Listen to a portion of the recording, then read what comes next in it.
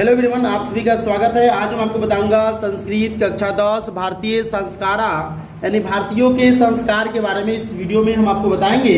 यहाँ पर जैसे कि आप देख रहे हैं कि पिक्चर आपको दिखाई पड़ रहा होगा, इसके बारे में हमको पढ़ना है और इनके बारे में समझना है। देखिए, इस पाठ में जो परिचय है, सबसे पहले इनको देखते हैं कि भारतीय जीवन, यहाँ पर आप देख रहे हैं भारतीय जीवन दर्शन में चौल कर्म जो होता है यानी मुंडन, उपनयन, विवाह आदि संस्कारों की प्रसिद्धि है, यानी इनके बारे में ज़्यादातर इनमें दर्शाया गया हुआ है।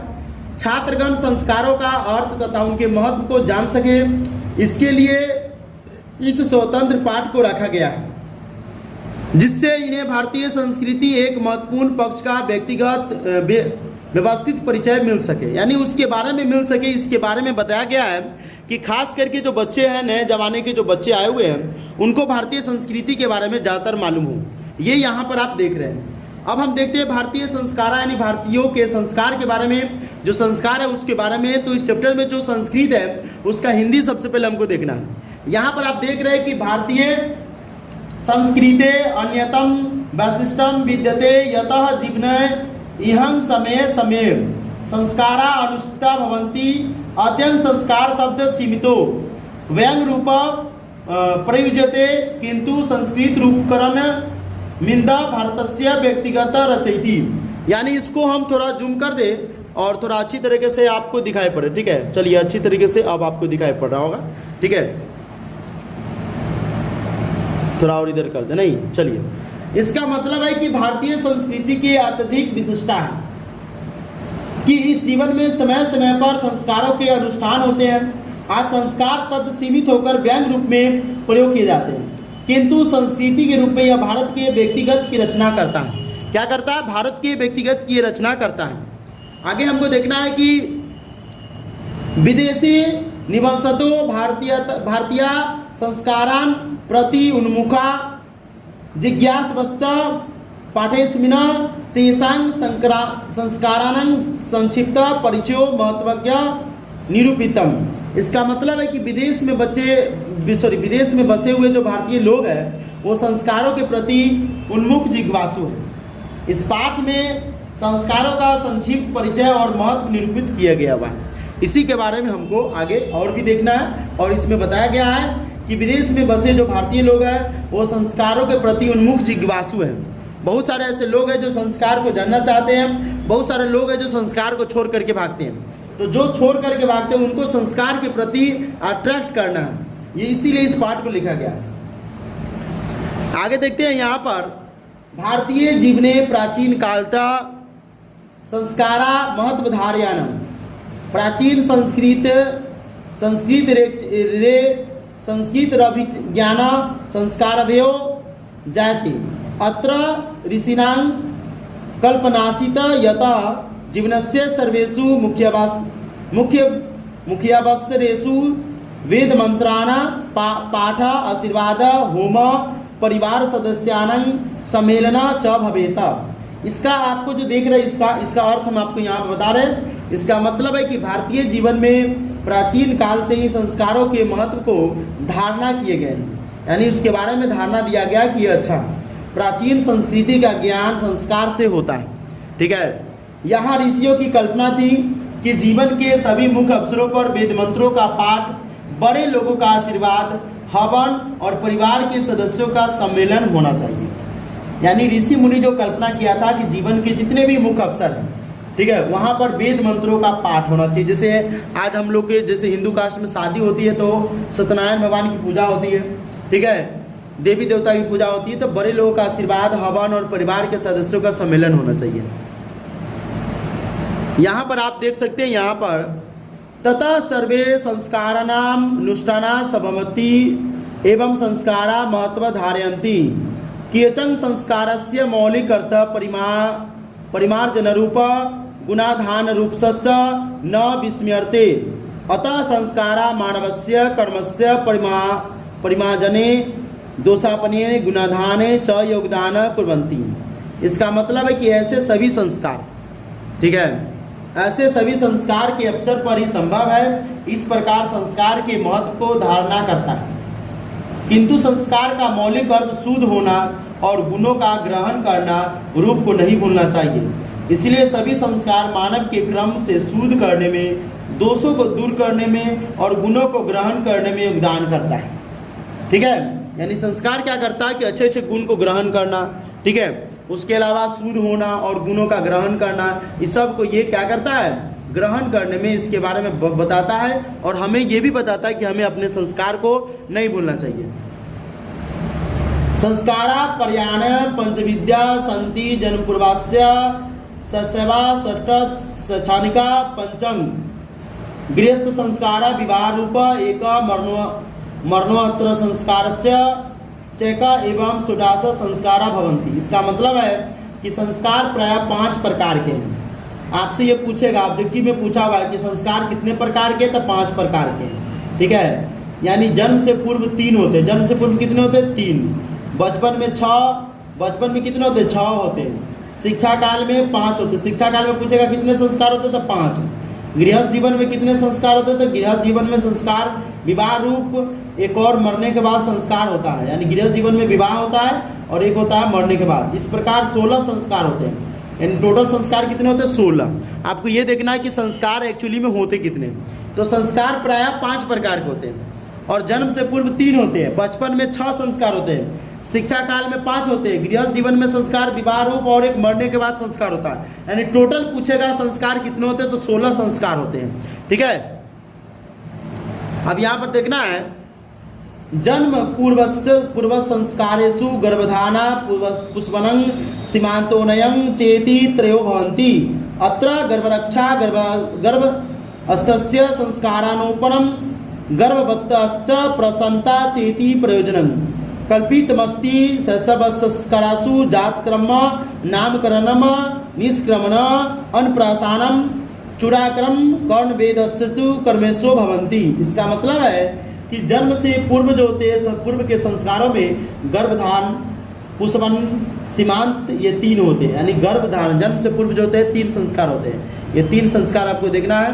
गर्भधान होता है, यानी बच्चा गर्भ में रहता है, उस समय उसको गोद भराई की रस्म होता है। पुष्पन होता है और सीमांत होता है। ये 3 संस्कार होते हैं। ये 3 संस्कार को आपको ध्यान में रखना है।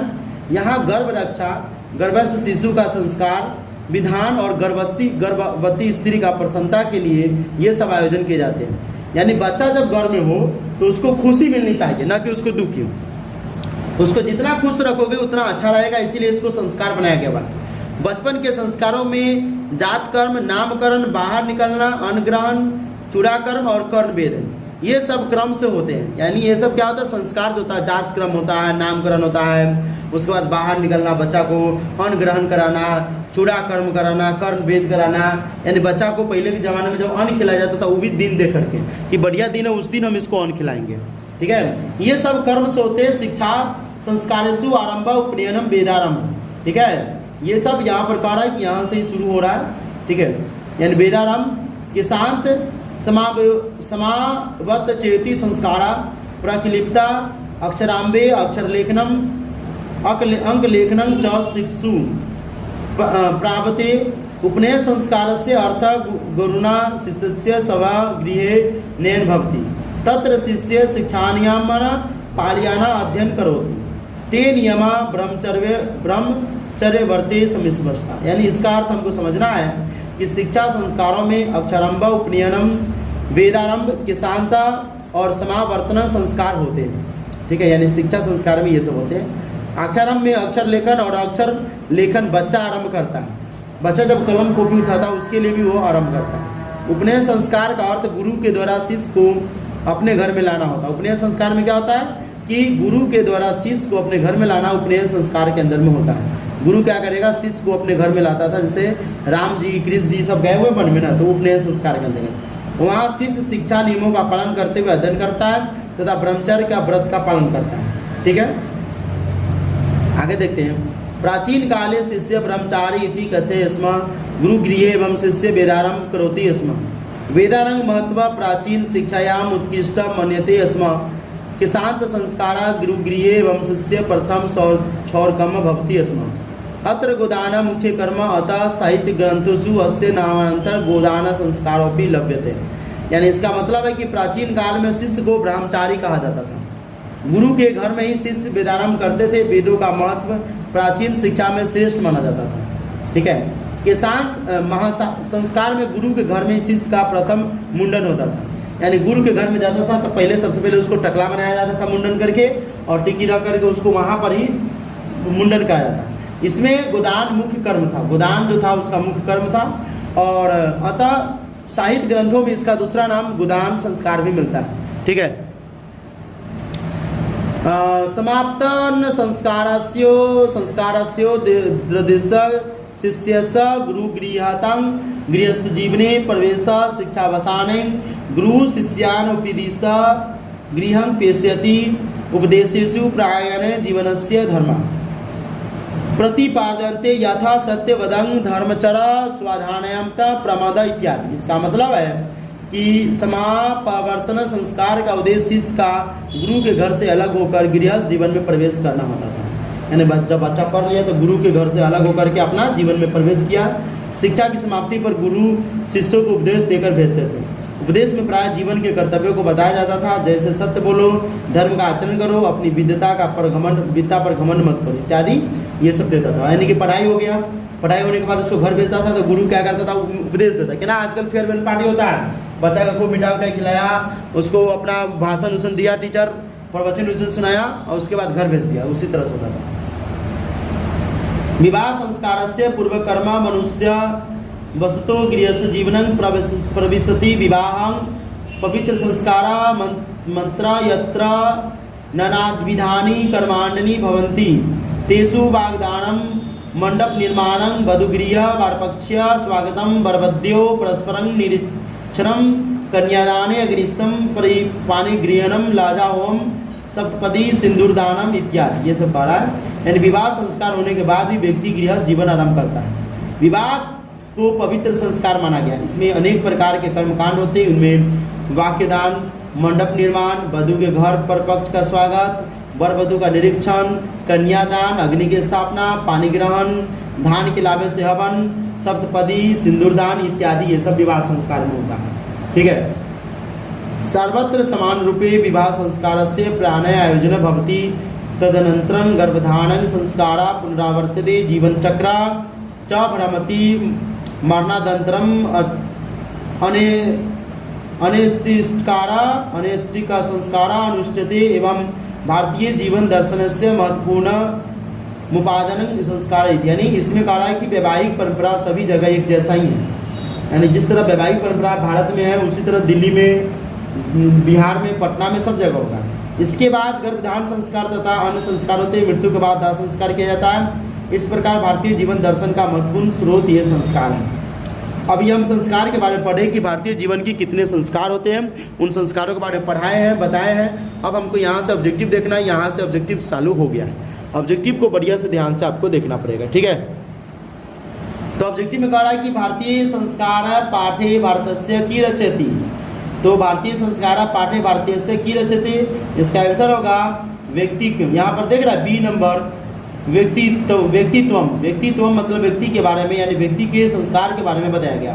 दूसरा क्वेश्चन आप देख सकते हैं कि संस्कारा प्रायणे कति विद्या संति। संस्कारा प्रायणे कति विद्या संति, इसका आंसर होगा पंचंग। संस्कार के प्रायण कति विद्या संति, संस्कार में जो है कितने विद्या है, मतलब संस्कारा प्राय कति विद्या संति। इसमें संस्कार पूछ रहा है, प्राय विद्या के बारे में पूछ रहा है कि पूछा शुरू में बताया था कि संस्कार प्राय 5 प्रकार के होते हैं। तो 5 को संस्कृत में पंचा बोला जाता है। ठीक है, थोड़ा हम जूम कर दे नहीं, चलिए ठीक है, थोड़ा सा हम कैमरा को इधर कर दें। चलिए ठीक है, इतना ही पर हो जाए।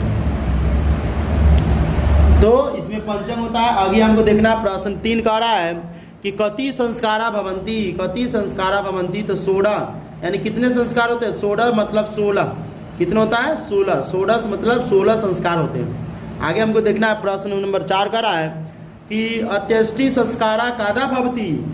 ठीक है, तो मरणादंतरम अत्यष्टि संस्कारा, ठीक है, कादा भवती कब होता है, तो मरणादंतरम मरने के बाद होता है, यानी दाह संस्कार के रूप में इसमें बोला जाता है शायद। सिमतो बांग रूपे प्रज्योति, सिमतो बांग रूपे प्रज्योति कब होता है, तो संस्कार शब्द से आया हुआ है, यानी कि इसका सी नंबर ऑप्शन सही है। संस्कारा कति संति, संस्कारा 16 मतलब 16 संस्कार होता है। जन्मता पूर्व कति संस्कार भवन्ति, जन्म से पूर्व कितने संस्कार होते हैं? तो जन्म से पूर्व 3 संस्कार, त्रय त्रय त्रय संस्कार होते हैं, त्रय मतलब 3। सस्वे कति संस्कार भवन्ति, सस्वे सस्वे मतलब खष्ट, सस्वे यहाँ पर हो जाएगा आपको खष्ट जो संस्कार है उसके बारे में आपको बताते हैं। 6 संस्कार होगा। 6 संस्कार कति में था तो हम यहाँ पर दिखा देते एक बारी, ठीक है, शायद इसमें मिल जाए। 1 मिनट ये तो भाग गया, इसमें ही होगा। 1 मिनट आप लोग हो गए। हाँ ऊपर होगा नहीं। हाँ गृहस्थ जीवन में 1 मिनट 6। हाँ बचपन का मतलब गृह उसमें का मतलब हो गया बचपन में, ठीक है, उसका अर्थ आप समझ जाइए क्या होता है बचपन, ठीक है। 1 मिनट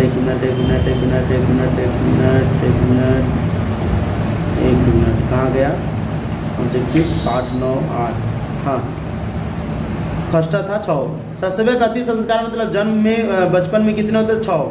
अक्षराम्बे कीर्दश संस्कार, अक्षराम्बे में शिक्षा संस्कार होता है। अक्षराम्बे में यानी अक्षर को आरंभ करते थे कौन संस्कार होता है? शिक्षा संस्कार होता है। गृहस्थ जीवन एक संस्कार क, गृहस्थ जीवन के लिए एक संस्कार होता है विवाह, ठीक है, विवाह। शैक्षिणा संस्कार कति संतरी, शैक्षिक संस्कार शैक्षिण यानी कि शिक्षा में कितने संस्कार होते थे? 5 यानी 5। सप्तपदी क्रिया का अस्मिन संस्कार भी विद्यति, सप्तपदी यानी कि 7 जो संस्कार होते विवाह में होता है, लावा के लिए मंडप ये सब होता है विवाह में होता है। सीमंतो नया केशु संस्कार से गिनते, सीमंतो नया मतलब जन्म पूर्वेशु, जन्म से पूर्व जो होता है सीमंतो नया के संस्कार होता है। गुरु गृह शिष्य कान्य पल्यान अध्ययन करोति, तो अक्षरारंभ शिक्षा नियम विवाह शिक्षा शिष्य संस्कार, तो अक्षर शिक्षा नियमन, शिक्षा नियमन शिक्षा के शुरू करते तो गुरु गृह शिष्य जो होता है उसका संस्कार होता है एक तरह से। अभी हमको यहाँ पर ऑब्जेक्टिव तो संस्कृत में पूछेगा, लेकिन अब हिंदी वाला ऑब्जेक्टिव पूछेगा संस्कृत का कैसे बनाएंगे। भारतीय संस्कार कितने आपसे पूछेगा तो 16 होते हैं, भारतीय संस्कार 16 होते, कई बार अब जगह में पूछा हुआ है। भारतीय में संस्कार से किसका निर्माण होता है? तो व्यक्तित्व का निर्माण होता है। किसके निर्माण होता है? व्यक्तित्व का निर्माण होता है। संस्कार को कितने भागों में बांटा गया? संस्कार को 5 भागों में बांटा गया है। कितने भागों में? 5 भागों में बांटा गया है। जन्म पूर्व संस्कार कितने होते हैं? जन्म से पहले 3 गो संस्कार होता है। जन्म पूर्व संस्कार 3 मतलब 3 संस्कार होते हैं। बचपन में कितने संस्कार होते हैं? बचपन में 6 संस्कार होते हैं। ऑप्शन नंबर डी सही होगा। शिक्षा संबंधी कितने संस्कार होते हैं? शिक्षा संबंधी संस्कार होता है 5। शिक्षा संबंधी संस्कार 5 होते हैं। गृहस्थ के कितने संस्कार होते हैं? गृहस्थ के जो होता है हमारा 1 संस्कार होता है विवाह। कौन संस्कार होता है गृहस्थ का? विवाह संस्कार होता है। 1 ही संस्कार होता है विवाह। मरने के बाद कितने संस्कार होते हैं? मरने के बाद 1 संस्कार होता है दाह संस्कार। कौन संस्कार? दाह संस्कार मरने के बाद होता है, ठीक है।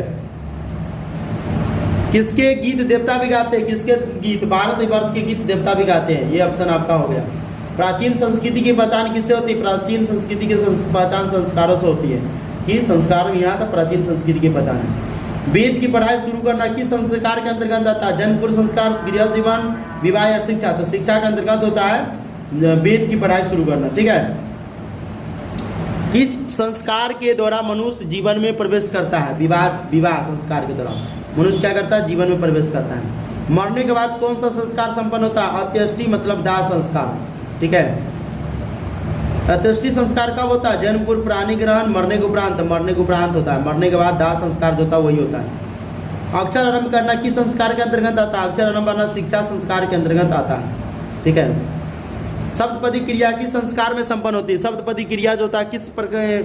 जात क्रम में, निष्क्रमण में, विवाह में, समावर्तन में। तो सप्तपदी क्रिया जो होता है विवाह में संपन्न होता है। ये सी नंबर ऑप्शन आप जो देख रहे हैं वो सही आपका, ठीक है। पुसंग वन किस संस्कार के अंतर्गत आता है? पुसंग वन जो होता है जन्म पूर्व से पहले आता है। किससे पहले आता है? जन्म पूर्व से पहले। गुरु के घर से अलग होकर गृहस्थ जीवन में प्रवेश करना किस संस्कार के अंतर्गत आता है? तो ये विवाह संस्कार के नहीं, हाँ विवाह संस्कार के लिए, क्योंकि जब विवाह कराया जाता है उसको तो गुरु के घर से अलग होकर के गृहस्थ जीवन में प्रवेश कराया जाता है, तो विवाह संस्कार के अंतर्गत में आता है। सिंदूरदान किस संस्कार के अंतर्गत में आता है? विवाह के अंतर्गत में सिंदूरदान आता है। विवाह के अंतर्गत में सिंदूरदान आता है। गर्भधारणा किस संस्कार के अंतर्गत में आता है? तो जन्म पूर्व से पहले गर्भधारणा होता है, तो जन्म पूर्व से पहले ये संस्कार आएगा। नामकरण किस संस्कार के अंतर्गत आता है? नामकरण जो होता है वो शैशव संस्कार के अंतर्गत आता है। शैशव एक संस्कार होता है, सी नंबर ऑप्शन है उसके अंतर्गत आता है। कौन शब्द सीमित रूप से व्यंग रूप से व्यवहार में होता है, तो संस्कारा जो है व्यवहार रूप से व्यंग रूप से व्यवहार में होता है। भारतीय संस्कृति का परिचय किससे मिलता है? भारतीय संस्कृति का परिचय जो है संस्कारों से मिलता है। किससे मिलता है? संस्कारों से मिलता है। सीमंतो नयनम किस प्रकार का संस्कार है? सीमंतो नयनम जो है वो जो है आपको जन्म पूर्व संस्कार है, जन्म पूर्व, यानी कि ए नंबर ऑप्शन इसका सही है, जन्म पूर्व संस्कार है सीमंतो नयनम। तो अभी हम इतना ही ऑब्जेक्टिव रहने देते हैं इस वीडियो में, और फिर हम आपसे 7वें चैप्टर लेकर के आएंगे। तब तक के लिए इस वीडियो को इतना ही पर ख़त्म किया जाता है। फिर हम आपसे मिलते हैं 7वें चैप्टर के साथ।